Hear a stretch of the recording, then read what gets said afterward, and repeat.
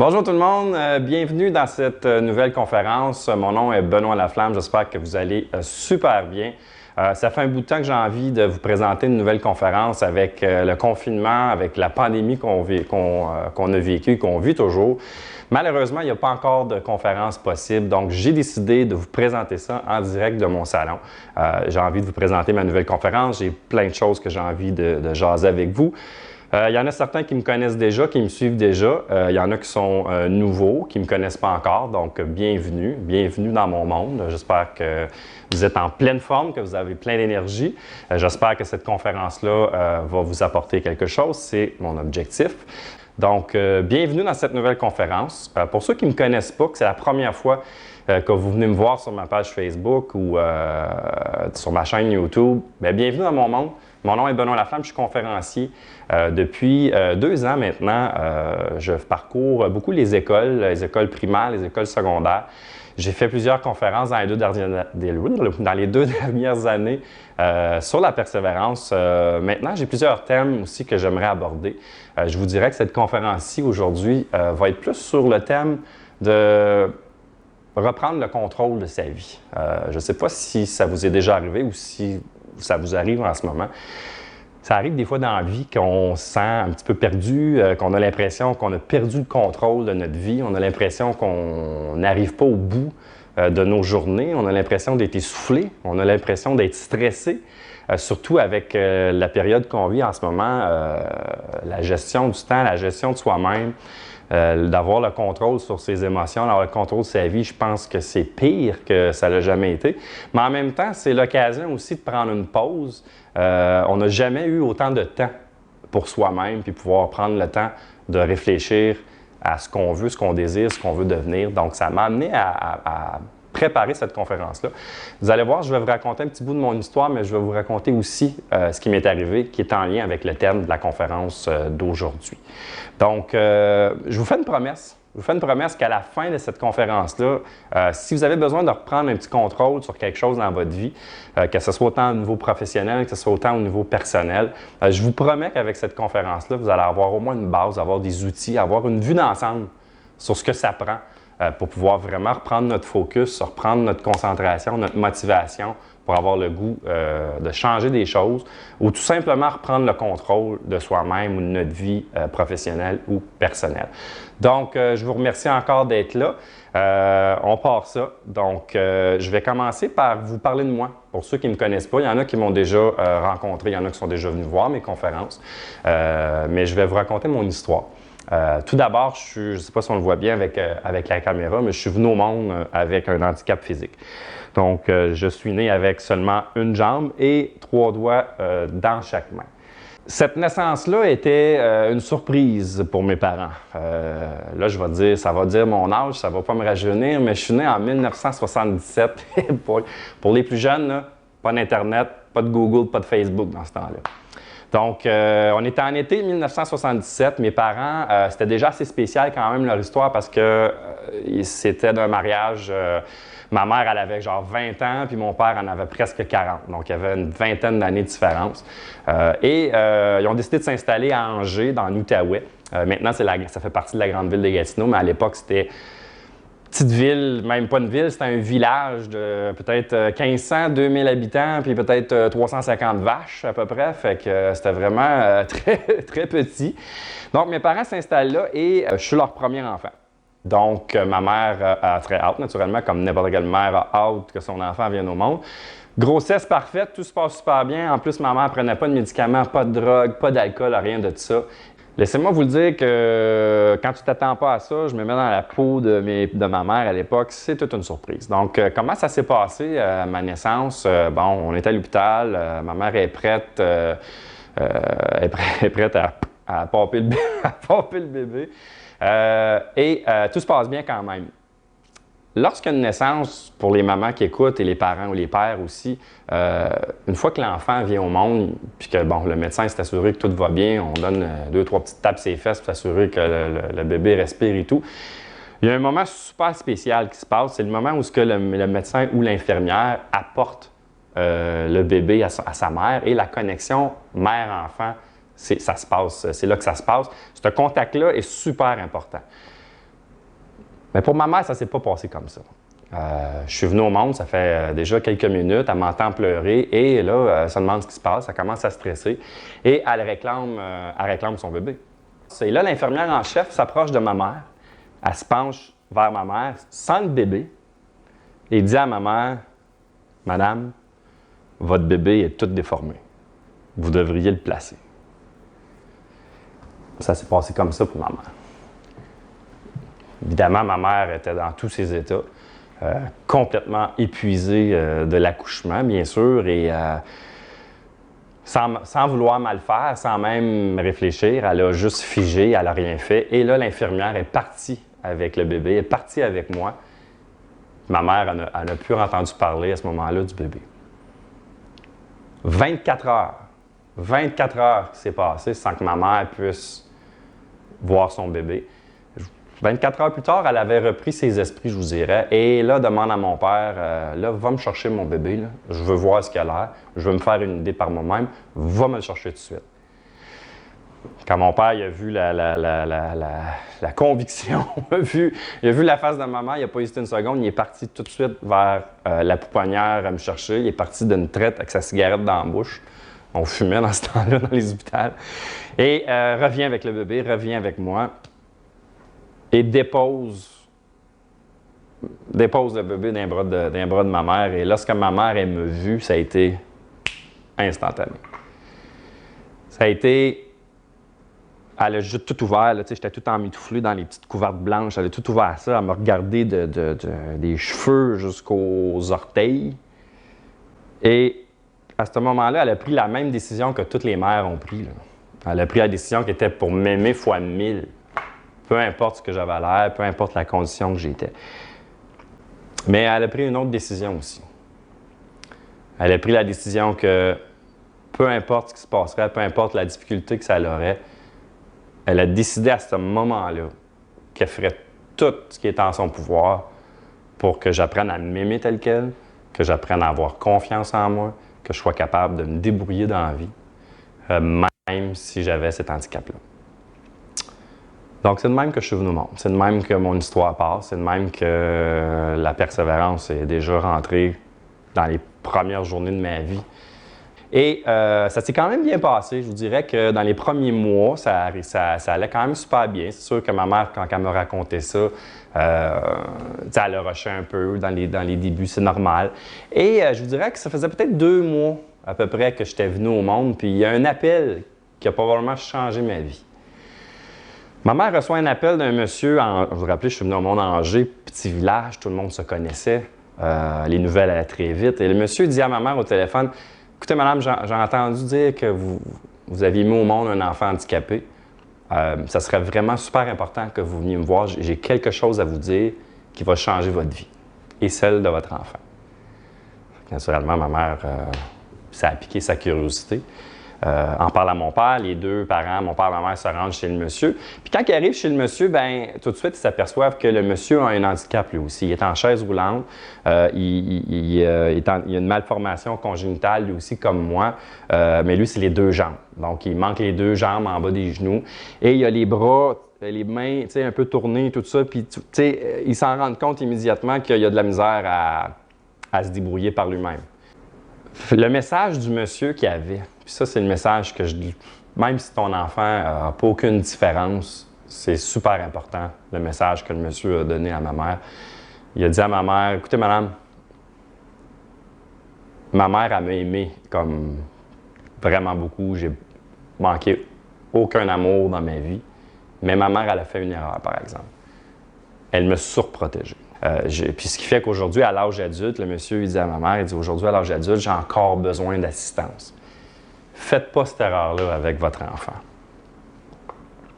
Donc, le message est passé dans l'oreille de ma mère, puis qui est vraiment resté là, mais il est descendu aussi au cœur.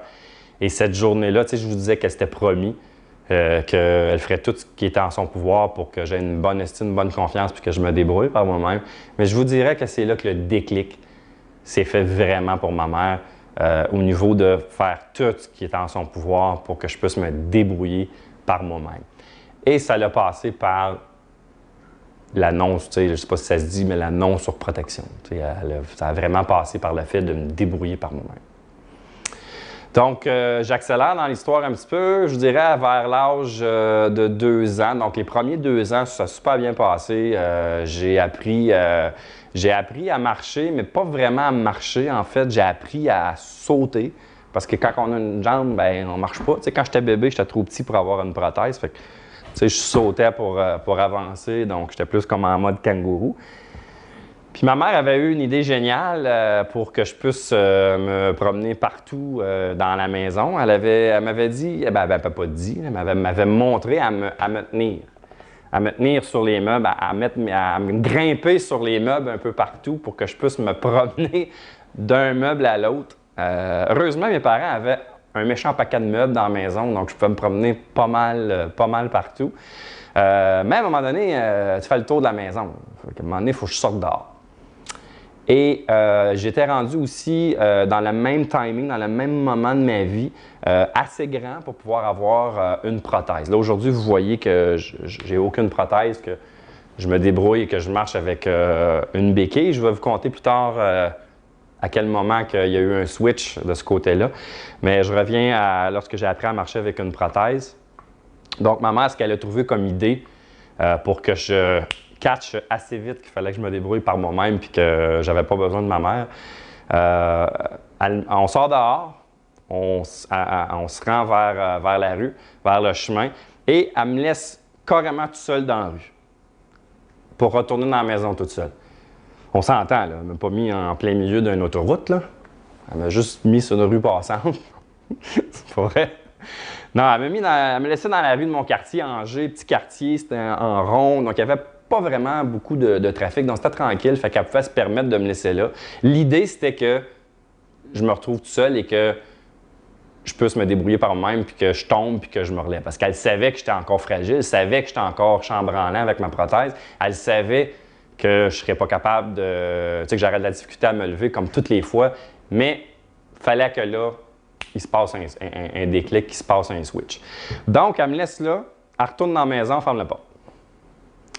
Évidemment, après même pas 30 secondes, bon, je me lève, je tombe, puis là, je pleure, comme n'importe quel enfant de cet âge-là, pleure, puis il réclame sa mère.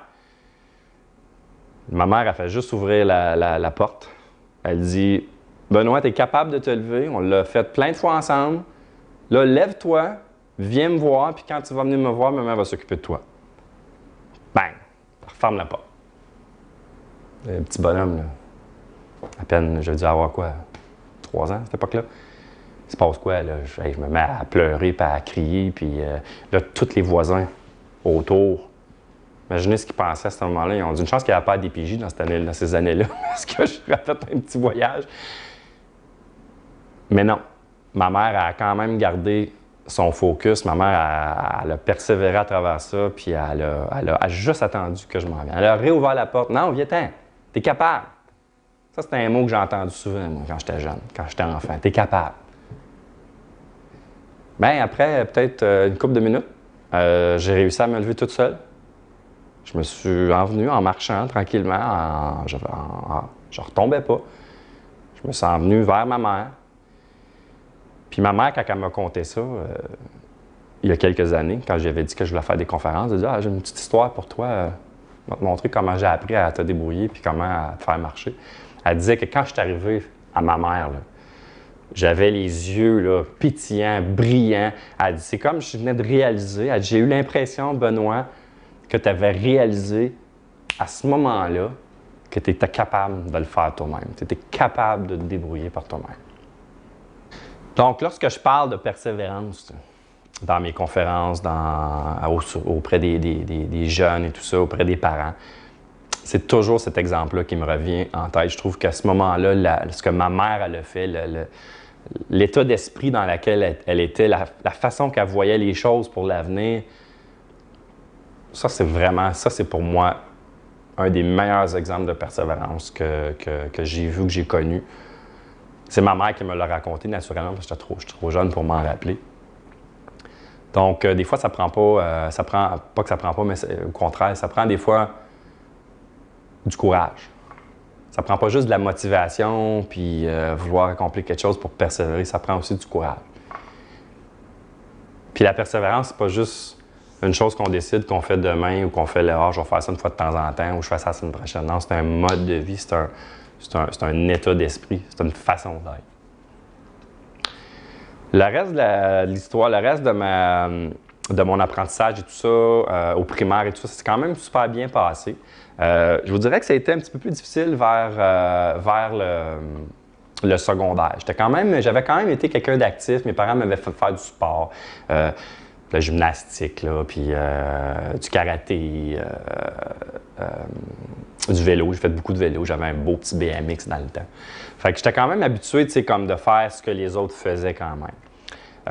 Arrivé au secondaire, par exemple, on le sait, pour ceux qui ont des ados ou même pour les ados qui écoutent peut-être la conférence en ce moment, c'est une période quand même très, très importante, mais en même temps, pas toujours facile.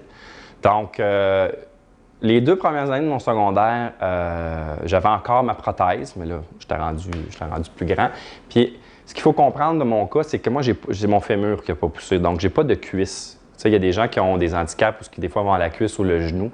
Puis, plus tu montes, plus c'est difficile dans la mobilité. C'est-à-dire que si tu as un genou puis que tu as juste le bas, tu peux courir. Tu sais, on voit des gens qui font des marathons avec des prothèses. Si tu as le genou, la mobilité est quasiment pareille. Une fois que tu t'es habitué avec ta prothèse et tout ça. Puis quand que tu montes, tu n'as pas le genou, tu as la cuisse, tu peux quand même relativement faire pas mal de choses. Mais si tu n'as pas la cuisse, c'est que la prothèse ne peut pas s'accrocher après quelque chose, donc tu n'as pas la mobilité. Ça s'accroche vraiment autour de la taille. Donc, c'est lourd à traîner, puis là, on recule à l'époque, là, mon Dieu, on recule il y a trentaine d'années et plus. Donc, c'est sûr que les prothèses sont peut-être mieux aujourd'hui, mais tu sais, j'avais tout le temps l'impression de, accrochez-vous un boulet là, après la taille, là, puis marchez. Il va toujours avoir un espèce de mouvement comme ça. Donc, je me faisais beaucoup agacer au secondaire à cause de ça.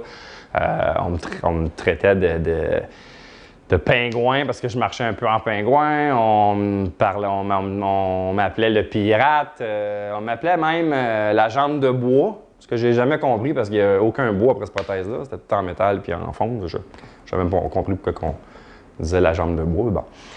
Le pirate et tout ça. Fait qu'à un moment donné, à force de se le faire dire, à un moment donné, c'est que ça l'abîme ton estime personnelle. Ça l'abîme ta confiance. Même si mes parents étaient très, très, vraiment sharp là-dessus, mes parents ont vraiment été des parents inspirants, ont été des mentors, des coachs pour moi, pas juste des parents. Mais à un moment donné, à force de te faire rentrer ça dans la tête, puis à un moment donné, ça te rentre au cœur.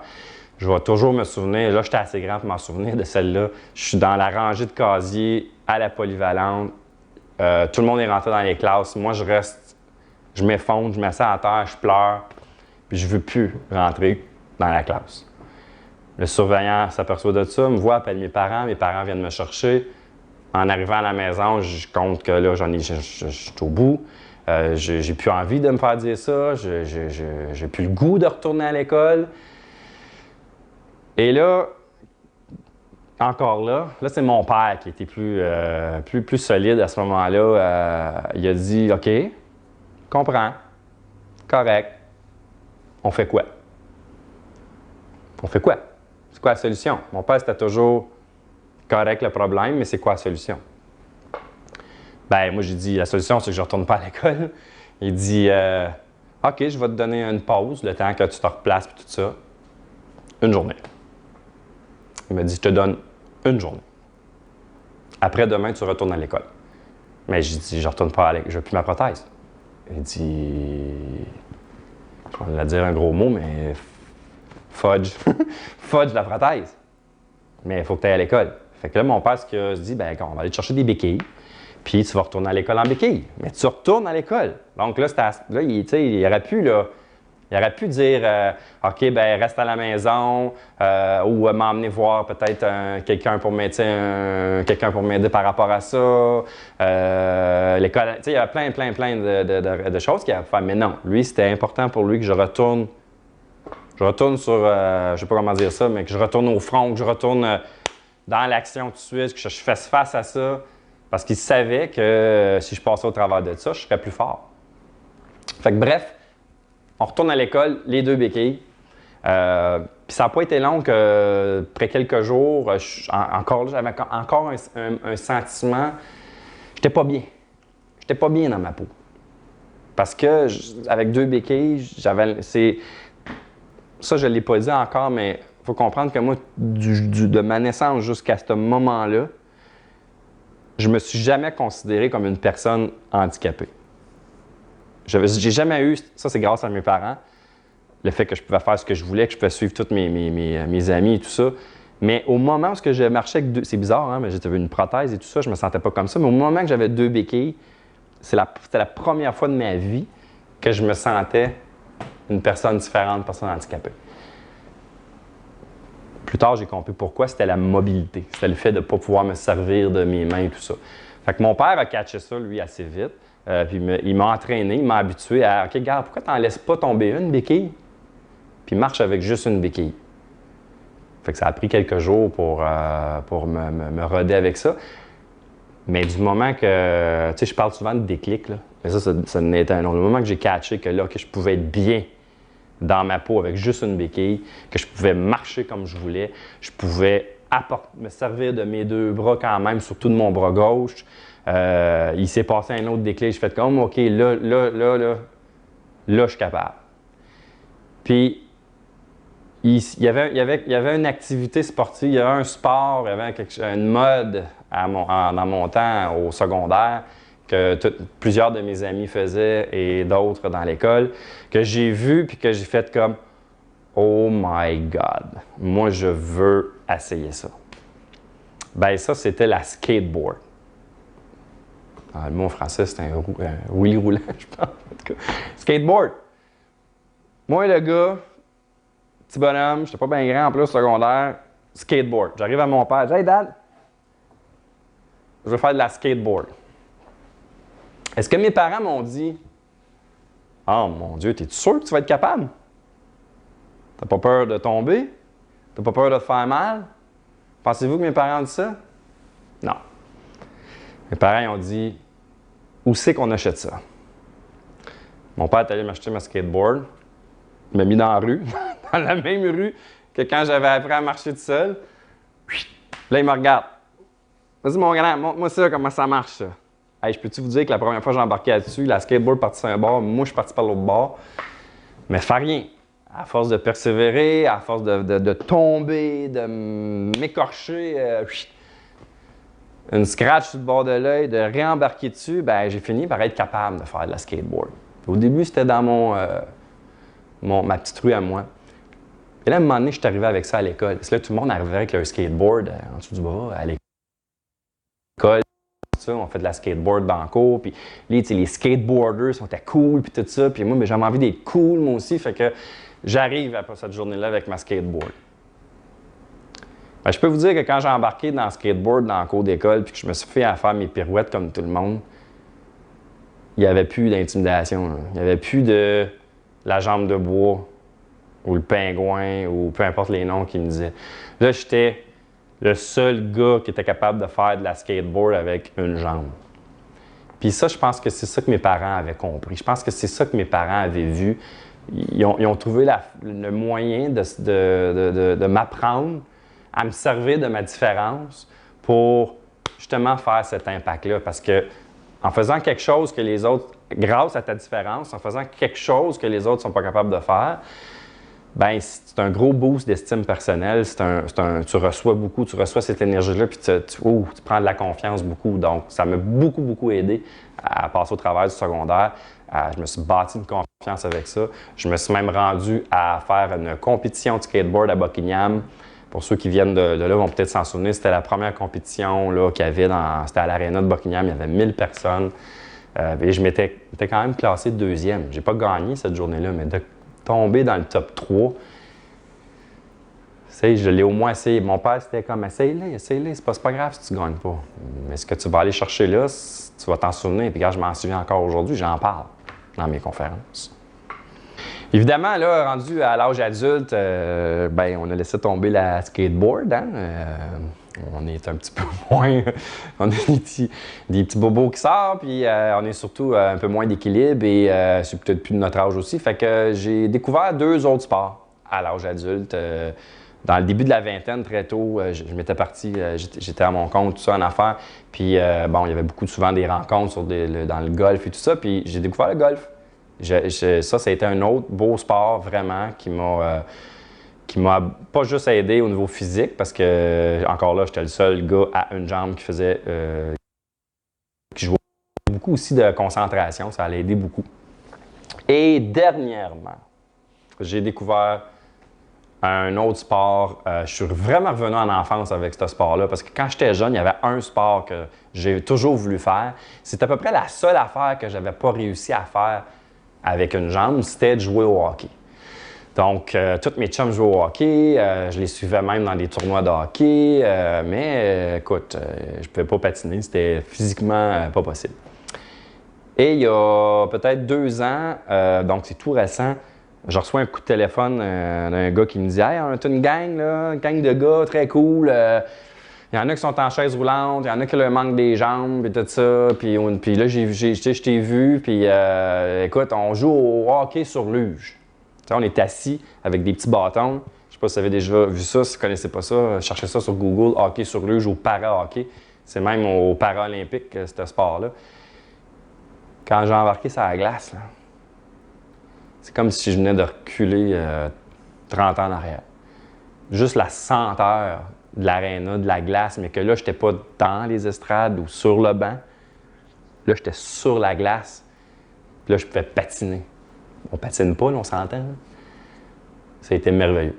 Fait que même si on pense que quelque chose est impossible, ça peut revenir des années et des années plus tard. C'était comme un rêve. C'est comme si je venais de ramener un rêve de mon tiroir à rêve que j'avais mis de côté, puis même que ce rêve-là était même quasiment rendu dans mon cimetière de rêve.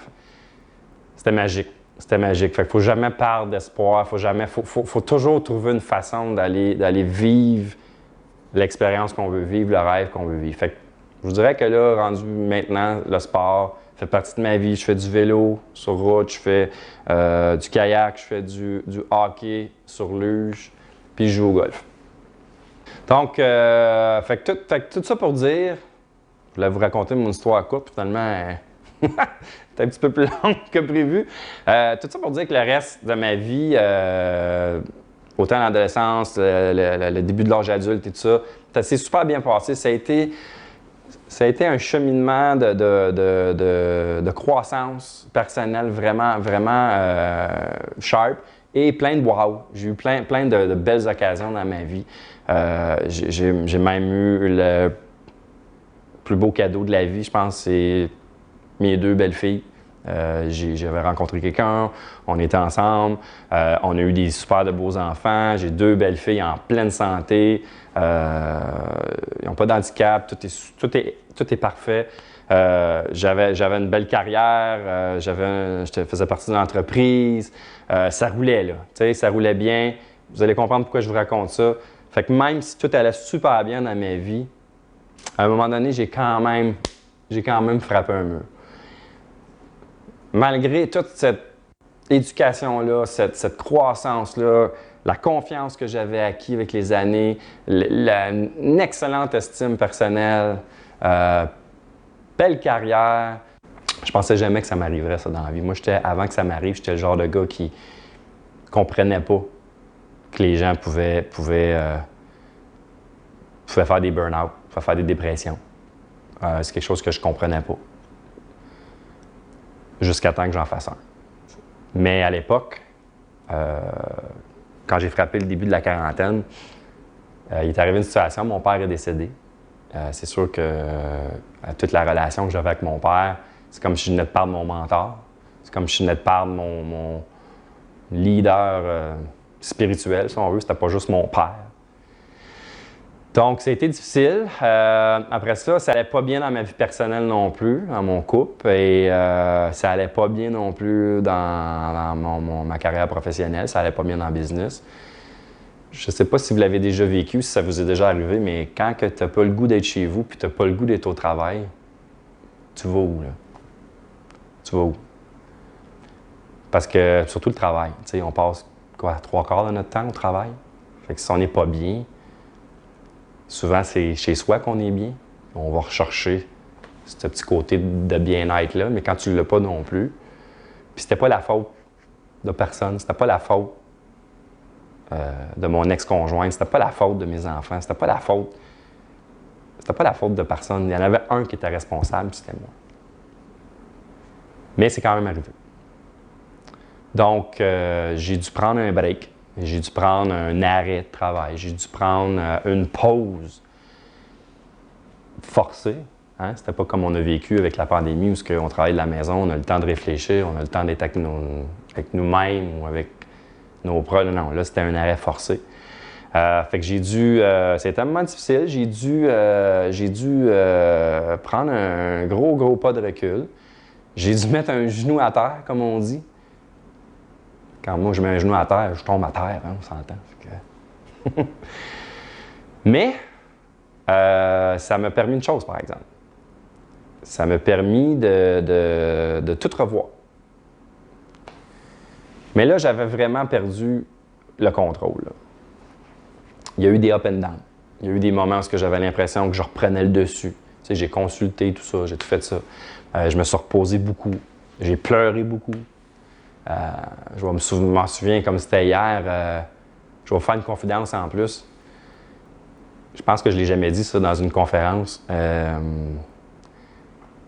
J'avais tellement... Je ne sais pas pourquoi, hein, tu ne comprends pas ça quand ça se passe, tu le comprends après, mais j'avais tellement honte de ça. Je ne sais pas pourquoi j'avais honte de ça, de faire un burn-out, de faire un arrêt de travail, que le matin, on préparait les enfants, mon ex-conjointe allait travailler, puis moi, je me levais, pareil. C'est difficile quand tu ne vas pas bien de te lever, de te préparer.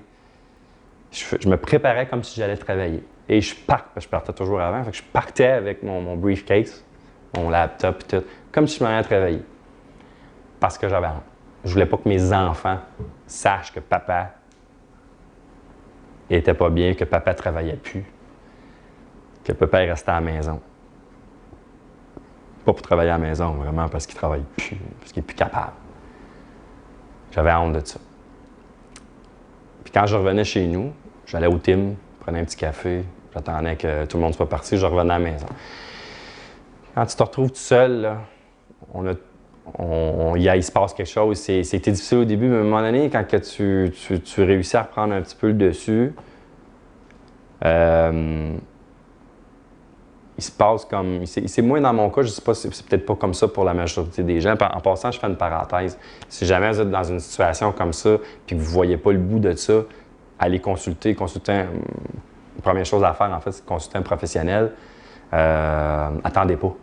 Attendez pas. Moi, j'ai beaucoup trop attendu. Attendez pas. Si vous vous sentez comme ça, si vous avez l'impression de vous reconnaître, là, je ferme ma parenthèse avec ça. Parlez-en, consultez quelqu'un, c'est super important. Ça l'accélère beaucoup le processus. Fin de la parenthèse. Donc, après avoir broyé ma vie, à un moment donné, je me suis dit, là c'est comme je me suis ramené dans mes pensées, je me suis ramené dans mes souvenirs. Là, j'avais envie de retrouver le petit gars, là. Retrouver le petit gars confiant, le petit gars qui était capable de faire de la skateboard avec une patte, le petit gars qui n'avait pas peur de rien, le petit gars qui avait des rêves. Et là, il s'est passé quelque chose. Là, il s'est passé vraiment un autre déclic. Le déclic qui s'est passé, il est simple, mais il est quand même puissant. C'est comme si j'avais pris la décision, parce que tout bon changement, toute remontée qu'on fait, de sortir d'une épreuve difficile, tout part par une décision. Parce qu'on a toujours le choix.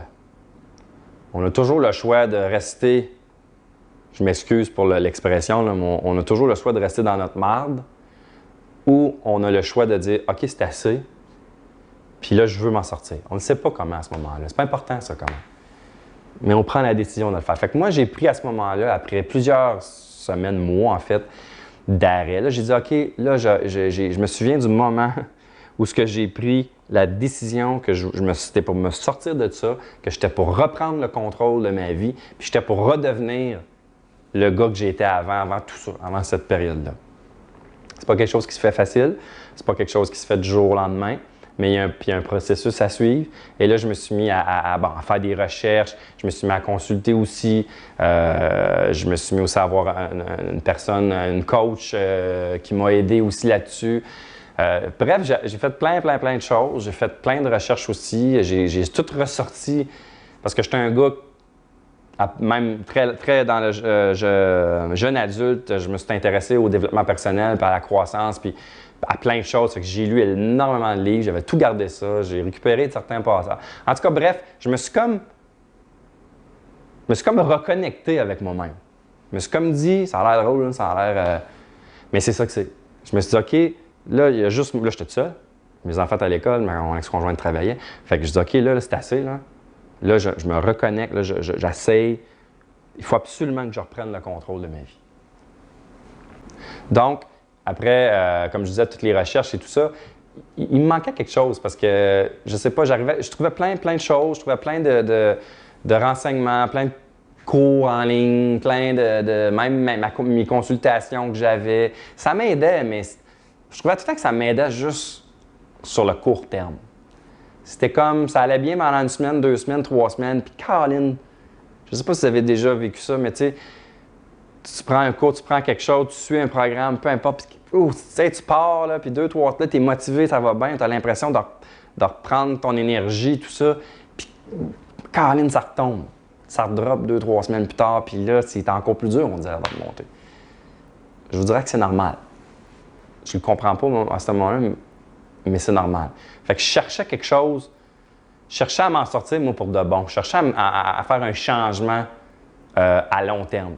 Fait que après plusieurs études, après plusieurs consultations, du coaching, de la formation, j'ai pris des formations aussi là-dessus.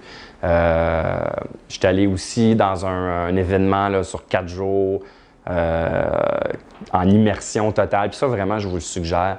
Je ne sais pas si vous connaissez. Moi personnellement, c'est le séminaire avec Tony Robbins que j'ai pris. Il fait plusieurs villes aux États-Unis. Ça, vraiment, si vous n'avez jamais fait ça dans votre vie, je vous le suggère vraiment énormément beaucoup. C'est quand on est en immersion, quand on est concentré juste sur une chose, c'est là qu'il y a des belles prises de conscience qui se font, il y a des beaux changements qui se passent. Fait que bref, moi, ça s'est fait chez moi. Après, quand je suis revenu de mon séminaire et tout ça, j'ai dit, OK, là, faut que je me dresse. Il faut que je me dresse à un plan. Il faut que je me sorte de ça. Plusieurs semaines, même de mois, arrêté, plongé dans mes recherches, plongé dans ma prise de conscience, plongé dans toutes mes lectures. J'ai monté quelque chose. J'ai suivi un processus. C'est un peu, je vous dirais que c'est vraiment les éléments clés qui ont fait que, dans mon cas, je me suis sorti de cette période noire-là que j'appelle quand même assez rapidement. Je vous dirais qu'aujourd'hui, avec du recul, ce processus-là que j'ai suivi, que j'ai peaufiné avec le temps, m'a vraiment aidé, m'a vraiment permis de reprendre le contrôle sur moi-même, sur mes émotions, sur mon focus, puis sur ma perspective d'avenir. J'ai fait un 180 degrés. Pas un 360, je serais revenu au point de départ. Écoute, je m'en allais par là et j'ai fait un changement complètement par l'autre bord. J'ai tout changé dans ma vie. Je me suis séparé. J'ai quitté la business dans laquelle j'étais et j'ai parti une nouvelle carrière en tant que conférencier. J'ai pris du temps pour moi. J'ai comme compris que la personne la plus importante dans ma vie, c'était moi. Puis je le dis pas de façon égoïste. Je le dis parce que j'avais besoin de prendre soin de moi. Puis je considère encore aujourd'hui que c'est très important de te considérer comme la personne la plus importante dans ta vie. Parce que si tu n'es pas heureux, si tu n'es pas bien, si tu n'es pas épanoui, si tu t'aimes pas en tant que personne, tu ne peux pas bien aimer les autres. Tu ne peux pas bien prendre soin de ton entourage que ce soit tes amis, ta famille, tes enfants, ton conjoint, si tu ne prends pas soin de toi-même, c'est impossible que tu puisses bien le faire. Quand j'ai compris ça, moi, ça a été un changement, ça a été un déclic. À travers ce processus-là, il y a des choses que j'ai compris, puis j'aimerais ça vous partager ce que... J'en profite dans cette conférence-là pour vous partager ce que j'ai compris, ce qui a été pour moi des déclics. La première des choses que j'ai compris, c'est que, honnêtement, si tu changes tes pensées, si tu changes ta perspective, si tu changes tes pensées, tu changes ta vie. Vraiment. Vraiment, tout part de là. Si tu contrôles tes émotions, autant les bonnes que les moins bonnes, on a souvent des mauvaises émotions. Si tu contrôles tes émotions, honnêtement, tu changes ton destin. Tu changes la suite des choses. Si tu maximises tes forces, au lieu de travailler sur tes faiblesses, tu changes ton avenir. Et une autre chose vraiment importante, parce que ça, on en a tout le temps, même quand ça va bien, de trouver la façon de surmonter tes obstacles, tu changes vraiment ta vie aussi.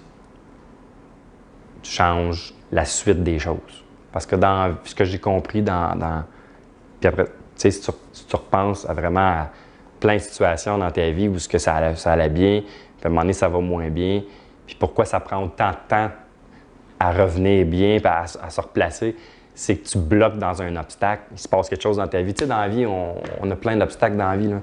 Ça peut être de la maladie, ça peut être un décès, ça peut être une perte d'emploi, ça peut être un changement de carrière. Tu sais, il y a plein d'affaires qui nous arrivent dans la vie.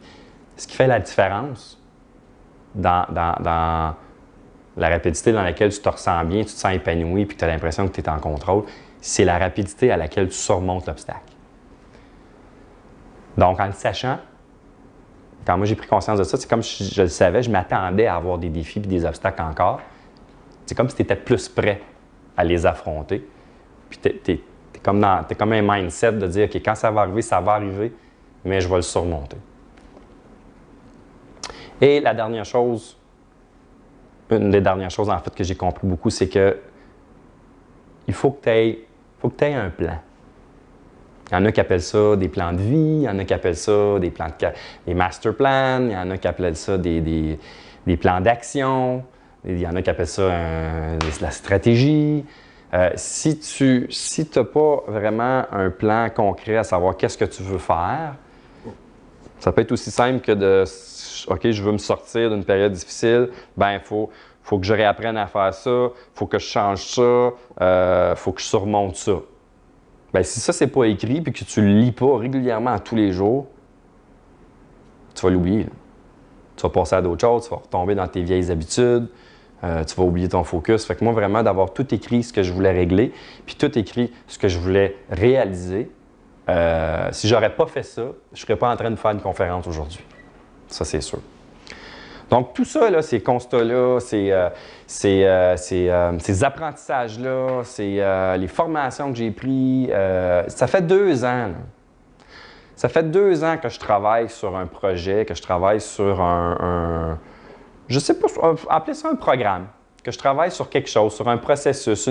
Parce que je l'ai vécu, je sais ce que c'est par le contrôle de sa vie, je sais ce que c'est être dans une période vraiment pas le fun de sa vie, de se sentir fatigué tout le temps, de se sentir stressé, de se sentir comme quoi quand tu finis ta journée, tu as l'impression que tu n'as rien fait, d'avoir de la difficulté à te lever le matin parce que tu n'es pas motivé à sortir du lit pour aller faire ta journée, puis que tu arrives le soir et tu es comme « Caroline, tu as l'impression que tu es insatisfait de ta journée. » Ça, c'est parce qu'il te manque quelque chose. Il te manque un déclic. Il te manque un processus à suivre pour reprendre tout ça, pour reprendre le contrôle de ta vie. Ça fait 2 ans que je pensais qu'à ça professionnellement, puis que je veux vraiment sortir quelque chose pour accompagner les gens qui sont dans cette difficulté-là, qui sont dans cette période-là, où ça va quand même bien, mais tu as comme quand même encore un sentiment d'insatisfaction, puis tu voudrais comme plus. Il te manque quelque chose, il te manque une étincelle, il te manque quelque chose. Ben moi, je le sais, je comprends ça, puis je passe à travers de ça. Puis c'est possible de le faire. Tout le monde a la force puis la capacité de changer quelque chose dans sa vie pour le mieux, puis de reprendre le contrôle de sa vie. Mais des fois, on peut avoir un très bon contrôle, c'est juste qu'on veut un changement positif, puis surtout durable. Pas un petit changement là, d'un mois. Là. Pas une motivation, là, un programme de motivation, puis après un mois, tu retombes dans tes vieux patterns, tu retombes dans tes mauvaises habitudes. Il y a un processus à suivre. Fait que si tu veux reprendre le contrôle de ta vie, je résume un peu ce que j'ai dit tantôt. La première des choses, puis je vais vous les donner. Je vous avais dit qu'au début de ma conférence, j'ai fait une promesse. Je vous dirais les grandes, les étapes à suivre et tout ça. La première chose qu'il faut que tu changes, c'est ta perspective. La première chose qu'il faut que tu changes, c'est la façon que tu vois les choses. C'est ton mindset. C'est tes pensées. Tu sais, les petites voix intérieures là, qu'on entend tout le temps, là, ça vous est-il déjà arrivé que le matin, tu te lèves avec plein d'ambition, plein de motivation, plein de rêves, plein de projets, puis que rendu pas plus loin que l'heure du midi, tu as plein de voix qui disent « Ben voyons donc, tu es sûr que tu vas être capable de faire ça? Ben, ouais, tu es sûr que c'est bon pour toi, ça? T'es-tu sûr de ci? Ben voyons. T'es-tu là-bas? Ouais, ben qu'est-ce que le monde va penser? » Et que là, tu as plein de petites maudites voix intérieures qui te parlent, puis câlines qui sont dures à éteindre. Il y a une façon de le faire. La deuxième chose super importante, c'est tes émotions. Je ne sais pas si vous le savez, mais toutes les décisions qu'on prend dans la vie, c'est toujours suite à une émotion. Les émotions contrôlent notre vie pas mal plus qu'on pense. Quand tu arrives à les comprendre, puis quand tu arrives surtout à les gérer, à les contrôler, c'est vraiment, vraiment un changement. C'est vraiment quelque chose de super puissant.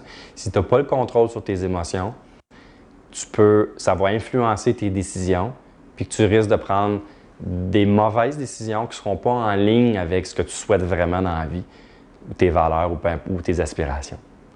Il faut vraiment s'attarder sur nos émotions. Troisième chose super importante, les forces, nos talents, nos qualités. Trop de gens passent trop de temps à vouloir améliorer ses faiblesses, améliorer ses défauts. Oubliez ça. On est qui on est, mais on a tous des forces et des faiblesses. Puis, moi, j'ai compris que de travailler uniquement sur mes forces puis de vivre avec mes défauts et mes faiblesses, c'est vraiment une grosse différence. Tu sais, soyez donc fiers d'être parfaitement imparfait. Moi, j'aime dire que il n'y a personne de parfait, il n'y a aucune perfection. Mais moi, j'aime dire que je suis parfaitement imparfait. L'autre chose, comme je vous ai dit tantôt, les obstacles. Il y en a toujours des obstacles. C'est pas vrai de dire « Ah, moi, là, je vais surmonter, oui, moi, tout est beau, là, puis je pense, tout le destin va m'apporter plein de belles choses et tout ça. » Non, il va en avoir des obstacles, il va en avoir des défis, il va en avoir des murs puis des épreuves. Il faut les anticiper. Il faut surtout développer notre résilience et notre persévérance pour être capable de surmonter l'obstacle qui va venir, même si on ne sait pas c'est laquelle. C'est pas important l'obstacle qui va arriver. L'important, c'est comment on va le voir, comment on va réagir émotionnellement, puis comment on va surmonter cet obstacle-là. Et la dernière chose, et non la moindre, c'est les actions. Il n'y a rien qui se passe dans la vie, autant personnelle que professionnelle, sans passer à l'action. Et souvent, une petite parenthèse à travers les actions, savez-vous ce qui bloque la majorité des gens à ne pas passer à l'action? C'est gérer ses peurs. C'est les peurs. On a constamment peur de quelque chose, puis ça nous empêche de passer à l'action. Donc, ça résume en fait à trois clés, trois choses principales. La première chose, c'est de gérer son état émotionnel. C'est vraiment de travailler sur soi, de travailler sur comment on perçoit les choses, comment on se sent dedans et qu'est-ce qu'on se dit à l'intérieur de nous. Puis aussi ce qu'on dit, ce qu'on parle, parce qu'on devient vraiment ce qu'on pense, puis on devient ce qu'on dit aussi.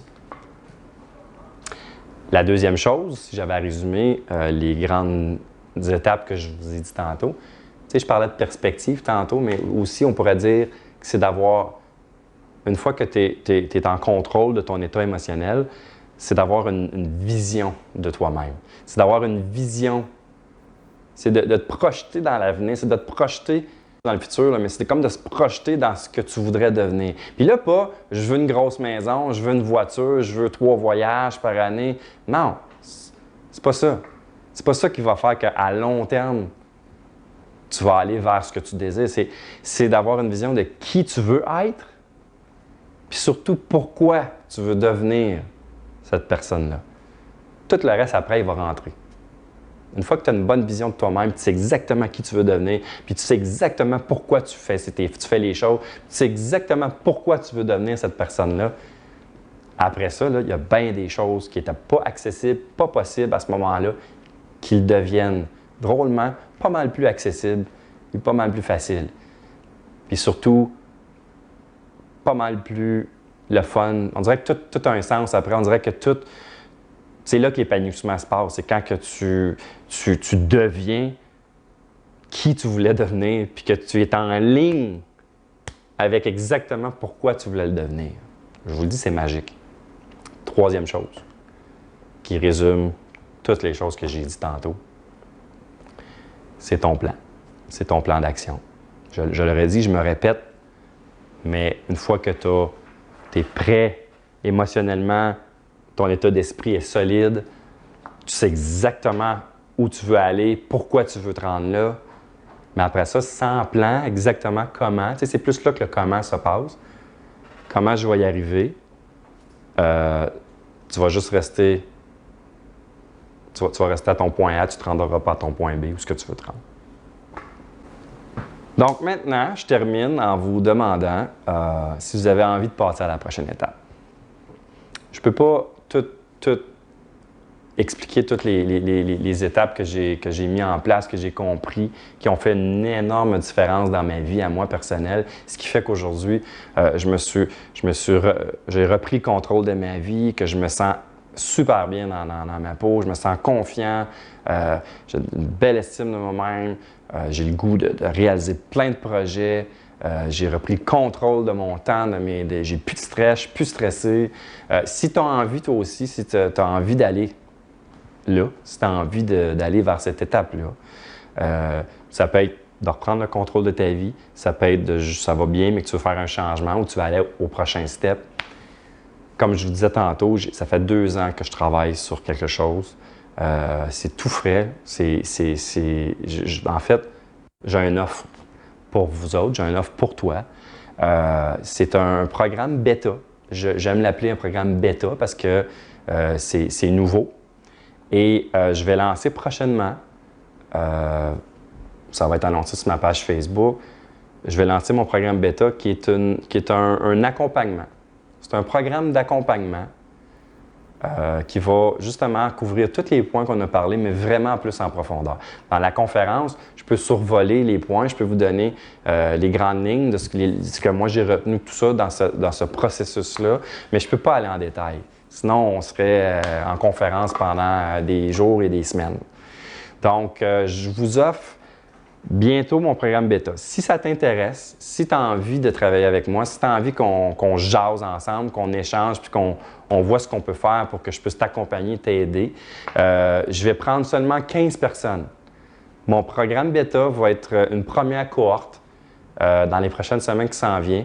Je veux vraiment travailler avec les gens qui ont vraiment envie de reprendre le contrôle de leur vie, qui ont vraiment envie de passer à la prochaine étape, qui ont vraiment envie de faire un changement positif, qui veulent se sentir épanoui, avoir une confiance inébranlable et juste être bien.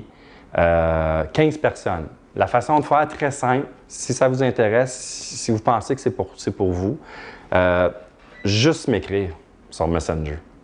Juste aller sur ma page, Benoît Laflamme, ma page personnelle ou ma page professionnelle, Benoît Laflamme, conférencier, paye sur le bouton Messenger, contact ou message, puis fais juste m'écrire. Dis, hey, Ben, moi ça m'intéresse. Je pense que tu peux m'aider. Et on va échanger, on va se faire un premier appel ensemble, un petit 15-20 minutes, juste pour voir si on est un match. Comme je vous l'ai dit, je vais pas travailler, je vais choisir les 15 personnes parce que je veux vraiment être certain que je peux t'aider. Puis je veux vraiment savoir si tu es prête aussi à passer à cette prochaine étape-là.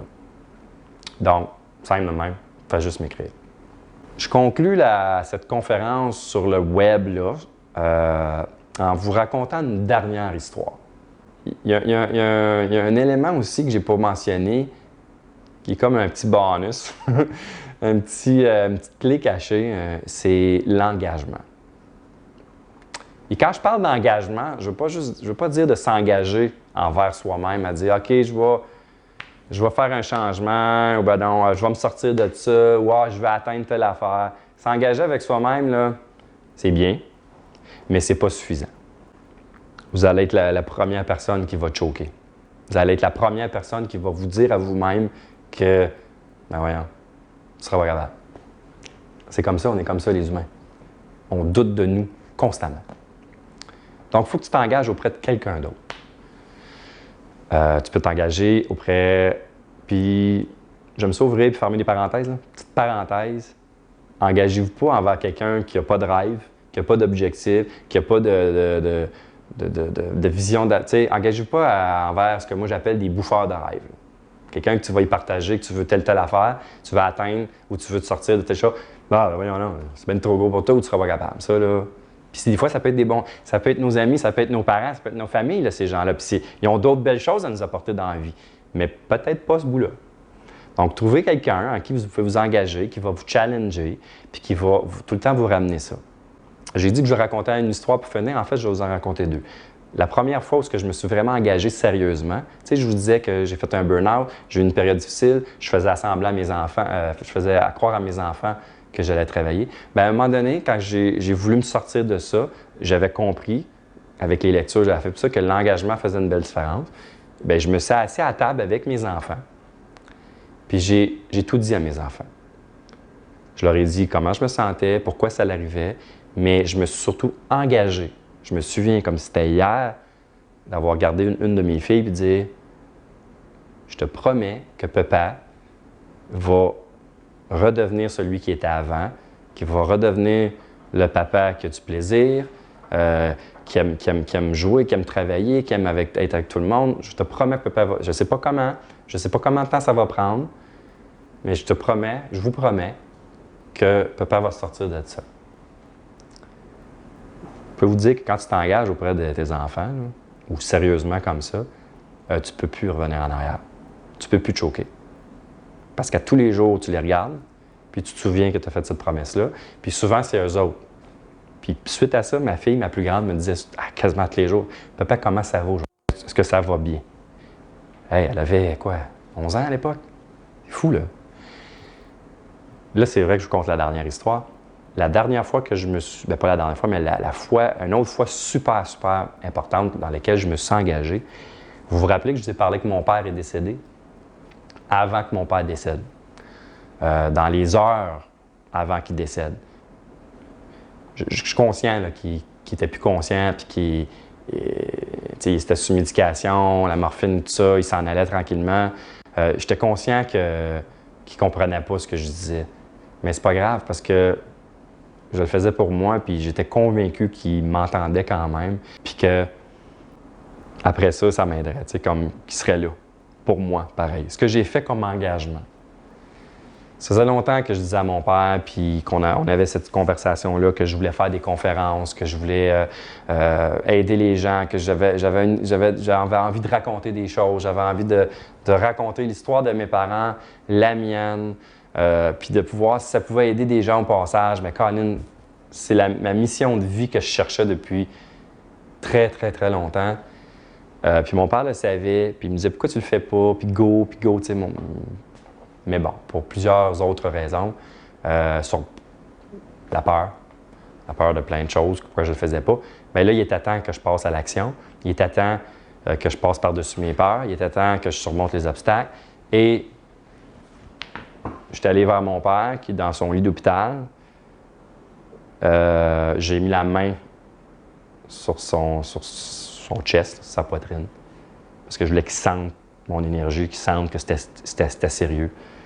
Puis j'ai dit, Dad, je te promets qu'à partir d'aujourd'hui, peu importe ce qui va arriver, je vais aller au bout de ce projet-là, je vais aller au bout de ce rêve-là, de faire des conférences devant les gens, de vraiment faire ce travail-là au sérieux. Et je vous jure qu'à chaque fois que j'ai un doute, à chaque fois que je ne suis pas certain de quelque chose, puis que je suis sur le bord de dire, ah, tu sais, mes petites voix, là, moi aussi j'en ai des petites voix qui me parlent des fois. Je repense à ça, je repense à cet engagement-là, puis ça me redonne le kick qu'il faut, ça me redonne la motivation, ça me donne le goût, ça me ramène. Ça me ramène sur la vision que j'ai de moi-même, où ce que je veux aller. Ça me ramène sur la raison pour laquelle je fais ça. Puis ça me permet d'avancer. Donc l'engagement, mes amis, l'engagement fait une énorme différence. Et si jamais je ne suis pas la bonne personne, vous pensez que je ne suis pas la bonne personne pour vous aider, de grâce, trouvez-vous quelqu'un. Trouvez-vous. Restez pas dans votre période là, neutre, là, la période où on ne bouge pas. Là. La vie est trop courte. Tout le monde, on mérite tous de vivre la vie qu'on mérite. Donc, si vous pensez que ça peut matcher avec moi, comme je l'ai dit tantôt, juste m'écrire. Donc, sur ça, je vous souhaite une excellente journée. Vivez à fond. Merci beaucoup d'avoir été là jusqu'à la fin. Du fond du cœur, je vous remercie et je vous souhaite un bon succès. Bye tout le monde.